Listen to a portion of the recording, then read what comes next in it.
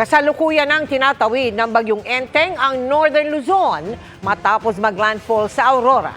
Maki-update tayo sa sitwasyon sa Ilocos Norte sa pagtutok live ni Jasmine Gabriel Galban ng GMA Regional TV. Jasmine?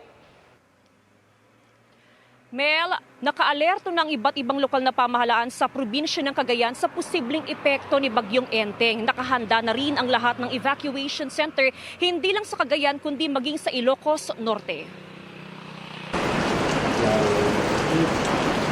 Bago pa man ang inaasahang landfall, ilang oras na nang nakataas ang storm signal number 2 dito sa Cagayan. Kaya nakataas sa red alert status sa probinsya at pinaghahanda ang mga residente hindi lang sa ulan kundi sa inaasahang pagtaas ng antas ng tubig. Dahil posible ang flash flood sa paanan ng mga bundok, inabisuhan na ang mga residenteng lumikas sa mga evacuation center. Nakaranas na rin ng malakas na ulan sa La Union, kaya halos zero visibility sa San Fernando City. May mga binahang kalsada na sinuong ng ilang estudyante.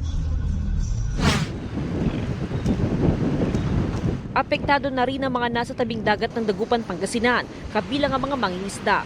Natatakot po kami kasi kapag bagyo, wala silang makuhang isda, wala kaming mauulam. Diyan lang po kasi kami umaasa.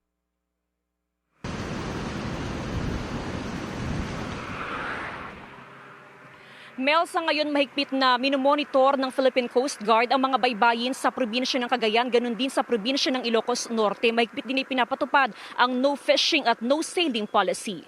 Mel? Maraming salamat sa iyo, Jasmine Gabriel Galban ng GMA Regional TV.